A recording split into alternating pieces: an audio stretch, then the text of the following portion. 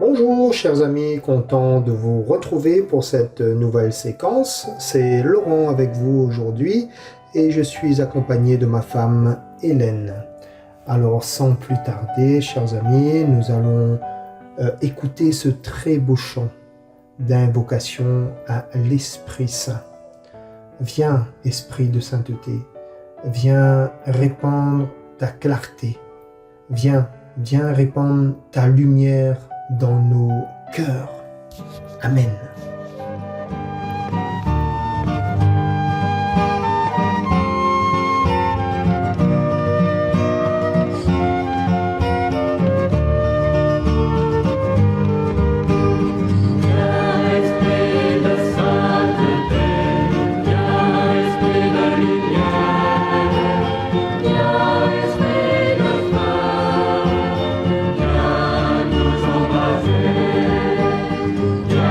Esprit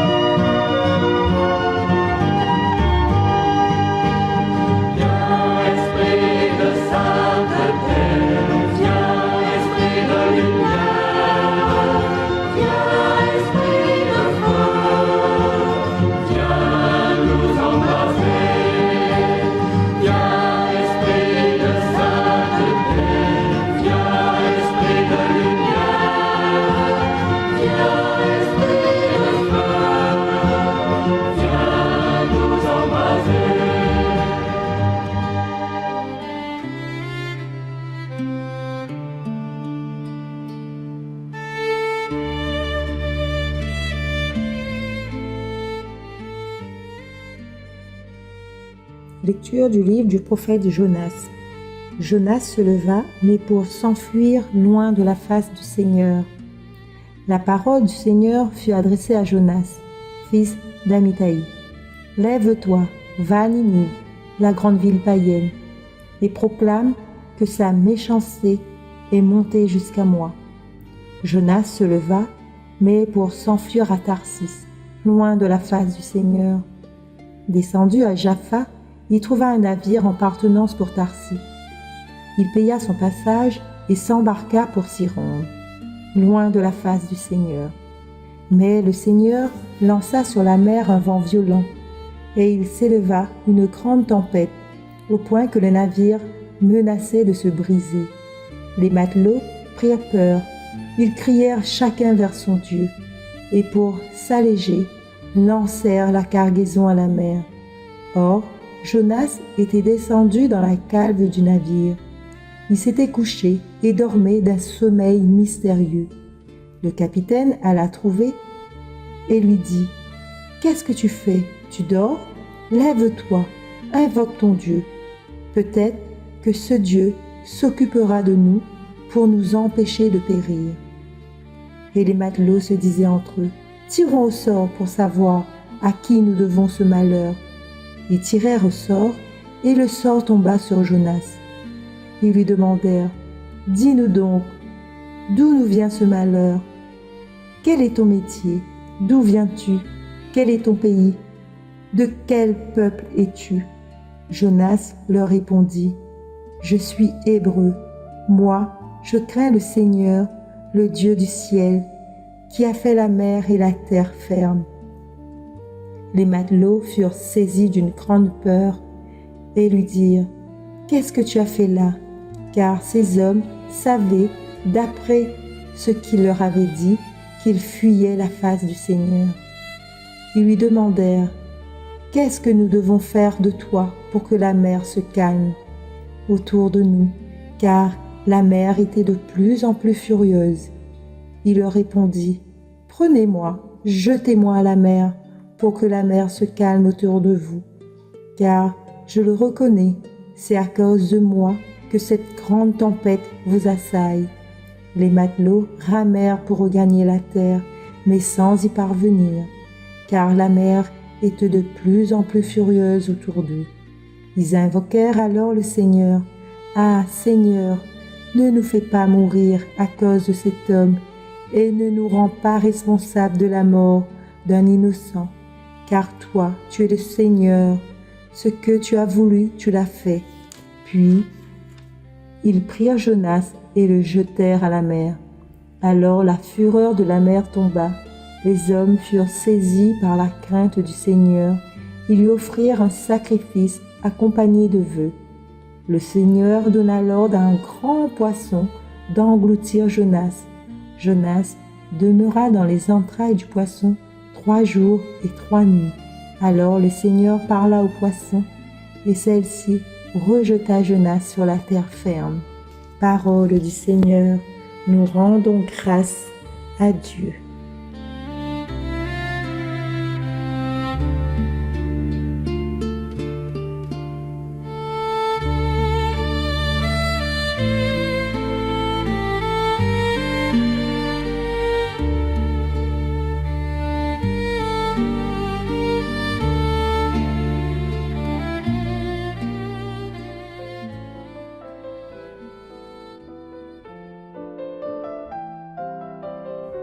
La parole du Seigneur fut adressée à Jonas. « Lève-toi, va à Ninive, la grande ville, et proclame contre elle que leur mal est monté jusqu'à moi. » Ici, Dieu appelle Jonas à une mission précise.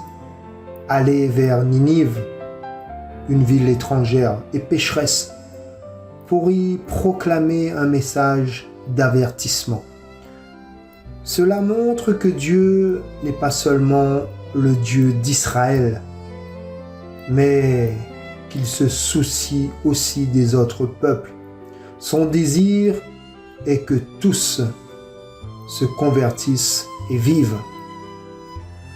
Le Seigneur fit intervenir un grand poisson pour engloutir Jonas.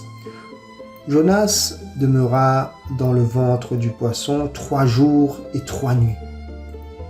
Jonas, qui avait fui sa mission, se trouve sauvé d'une mort certaine par ce poisson. Ce n'est pas une punition, mais une protection et une occasion de réfléchir et de prier.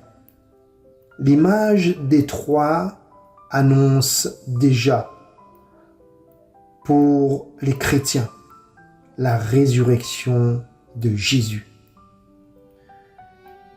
Ils lui dirent: « Que ferons-nous de toi pour que la mer s'apaise autour de nous ?» Car la mer était de plus en plus furieuse. Les marins, effrayés par la tempête, reconnaissent que Jonas est au cœur du problème.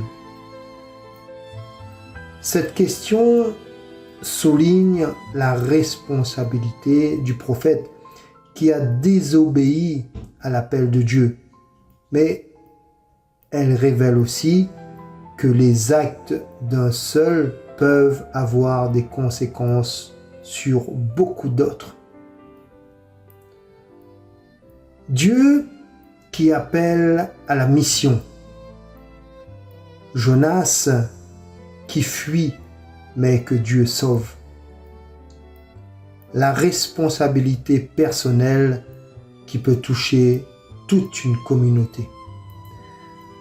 Chers frères et sœurs, c'est une invitation à écouter la voix de Dieu, à nous convertir et à comprendre que nos choix ont des répercussions au-delà de nous-mêmes.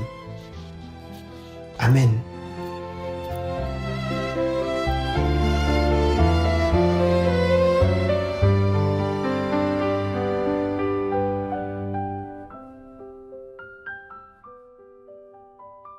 Tu retires ma vie de la fosse, Seigneur mon Dieu. Dans ma détresse, je crie vers le Seigneur, et lui me répond. Du ventre des enfers, j'appelle, tu écoutes ma voix. Tu retires ma vie de la fosse, Seigneur mon Dieu. Tu m'as jeté au plus profond du cœur des mers, et le flot m'a cerné. Tes ondes et tes vagues ensemble ont passé sur moi. Tu retires ma vie de la fosse, Seigneur mon Dieu. Et je dis, me voici rejeté. De devant tes yeux, pourrais-je revoir encore ton temple saint? Tu retires ma vie de la fosse, Seigneur mon Dieu. Quand mon âme en moi défaillait, je me souvins du Seigneur, et ma prière parvint jusqu'à toi, dans ton temple saint.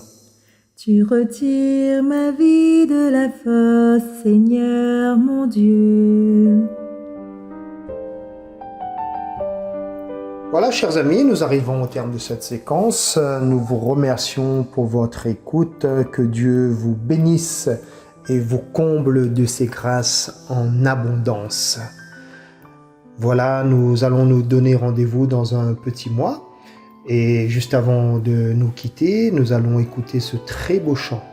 Je suis Jonas, Tyson, vie et lumière. À bientôt.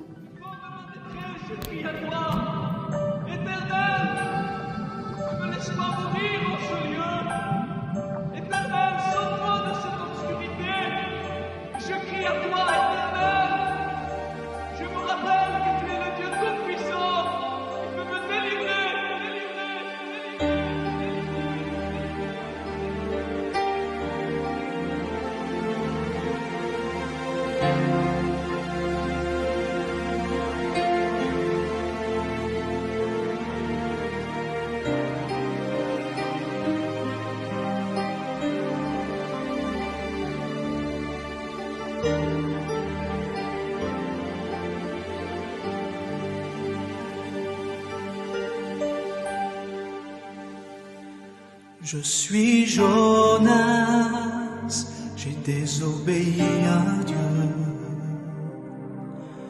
En fuyant loin de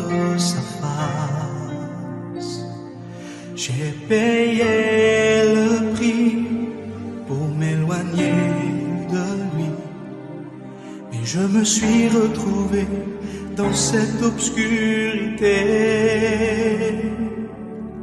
Ce grand poisson m'a avalé. Je suis Jonas, j'ai désobéi à Dieu. En fuyant loin de sa face, j'ai payé le prix pour m'éloigner de lui. Et je me suis retrouvé dans cette obscurité. Ce grand poisson m'a avalé. J'ai crié à Dieu. J'ai crié à Dieu et il m'a délivré. J'ai crié à Dieu, de la mort il m'a retiré. Il m'a tout pardonné. J'ai crié à Dieu et il m'a écouté. J'ai crié à Dieu et il m'a délivré. J'ai crié à Dieu, de la mort il m'a retiré.